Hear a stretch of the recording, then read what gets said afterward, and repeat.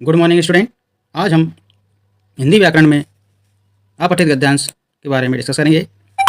अपठित गद्यांश क्या होते हैं, ये सभी कक्षाओं के लिए इम्पोर्टेंट है।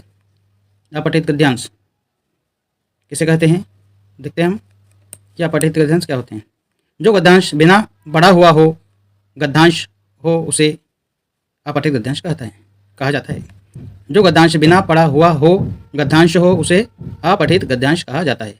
गद्यांश अर्थात किसी गद्य, पद्य, लेख, निबंध, समाचार आदि का एक छोटा सा अंश हमारे लिए अपठित सामग्री के अंतर्गत लेख, निबंध, समाचार, विज्ञापन आदि हो सकते हैं। मतलब अपठित गद्यांश क्या होते हैं, जिसे हम कभी नहीं पढ़ा हो, जिसे हमने, जो गद्यांश बिना पढ़ा हुआ हो, गद्यांश हो, उसे अपठित गद्यांश कहा जाता है। गद्यांश अर्थात किसी गद्य यथा लेख, निबंध, समाचार आदि का एक छोटा सा अंश हमारे लिए अपठित सामग्री के अंतर्गत लेख, निबंध, समाचार, विज्ञापन आदि हो सकते हैं। इसे हम अपठित गद्यांश कहते हैं। अपठित गद्यांश अभ्यास के लिए कुछ उदाहरण। अब हम अभ्यास के लिए कुछ उदाहरण देखेंगे। प्रस्तुत गद्यांश के आधार पर निम्नलिखित प्रश्नों के उत्तर दीजिए। अब हमें गद्यांश दे रखा है, इसी में से हमें उत्तर देखकर बताना है। तो गद्यांश क्या है हम देखते हैं। सिख गुरुओं ने हिंदू धर्म की रक्षा में योगदान ही नहीं दिया, वरन उसके लिए कष्ट और अत्याचार भी सहे। उन्होंने विशेषकर गुरु गोविंद सिंह ने चंडी दुर्गा देवी का भी स्तवन किया है। गुरु ग्रंथ साहब ने कबीर दादू, नामदेव आदि महात्माओं की वाणी का आदर के साथ सुरक्षित है और उसका नित्य पाठ होता है। सिखों के गुरु हमारे संतों के अग्रण्य समझे जाते हैं, उनका आदर के साथ स्मरण किया जाता है। अब कुछ प्रश्न दे रखे हैं, पहले हमने अपठित गद्यांश को रीड कर लिया है। अब इसमें से हमें जो क्वेश्चन है इसका आंसर देना है। अब देखो पहला प्रश्न क्या है, सिख गुरुओं ने हिंदू धर्म के लिए क्या योगदान दिया। जो सिख धर्म है उन्होंने हिंदू धर्म के लिए क्या योगदान दिया है, तो ये हमें देखना है इस गद्यांश में से। सिख गुरुओं ने हिंदू धर्म की रक्षा में योगदान ही नहीं दिया, वरन उसके लिए कष्ट और अत्याचार भी सहे। इसका आंसर यहाँ से हो सकता है उत्तर। तो देखते हैं हम। सिख गुरुओं ने हिंदू धर्म की रक्षा के लिए अनेक प्रकार के कष्ट सहे तथा योगदान दिया है। इसका आंसर ये हो सकता है कि सिख गुरुओं ने हिंदू धर्म की रक्षा में योगदान नहीं दिया, वरन उसे के लिए कष्ट और अत्याचार भी सहे। ये इसका उत्तर होगा।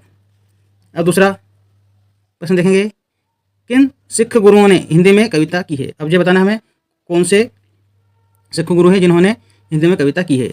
सिख गुरुओं ने हिंदू धर्म की रक्षा में योगदान ही नहीं दिया, वरन उसके लिए कष्ट और अत्याचार भी से। उन्होंने विशेष गुरु गोविंद सिंह और गुरु ग्रंथ साहब। अब इसका उत्तर हो जाएगा हमारा दूसरे का, गुरु नानक तथा गुरु गोविंद सिंह ने हिंदी में कविता की है। मतलब गुरु नानक तथा गुरु गोविंद ने। अब गुरु नानक और गुरु गोविंद देखिए हमें, ये गुरु गोविंद, ये गुरु गोविंद और गुरु नानक।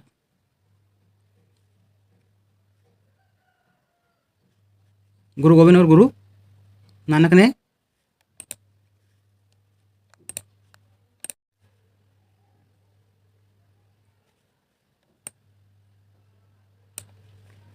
तो किन सिख गुरुओं ने हिंदी में कविता की है, तो इसका आंसर हो जाएगा हमारा गुरु नानक तथा गुरु गोविंद सिंह ने हिंदी में कविता की है। अब तीसरा क्वेश्चन है हमारा, तीसरा प्रश्न है, गुरु ग्रंथ साहब की क्या विशेषता है। अब गुरु ग्रंथ साहब की विशेषता हमें बताना है। तो इसका आंसर हो जाएगा हमारा, गुरु ग्रंथ साहब में कबीर जैसे महात्माओं की वाणी का समावेश है। अब देखेंगे, ये गुरु ग्रंथ साहब में कबीर, दादू, नामदेव आदि महात्माओं की वाणी का आदर के साथ सुरक्षित है और उसका नित्य पाठ होता है। तो इसका उत्तर हो जाएगा हमारा, गुरु ग्रंथ साहब में कबीर जैसे महात्माओं की वाणी का समावेश है। अब हमें चौथा प्रश्न है, गद्यांश के लिए उपयुक्त शीर्षक सुझाव। मतलब कि जो हमने गद्यांश पढ़ा है उसका हमें शीर्षक बताना है कि ये जो गद्यांश दे रखा है वो किसके बारे में बताया गया है।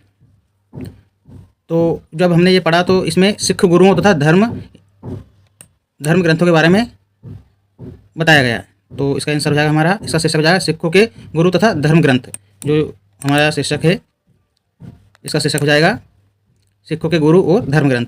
जो हमारा अपठित जो गद्यांश है वो सिखों के गुरु तथा धर्म ग्रंथ के बारे में कहा गया है। तो आई होप कि ये पद्यांश आपको समझ में आया होगा। कमेंट करें, शेयर करें, लाइक करें, सब्सक्राइब करें। Thanks for watching this video.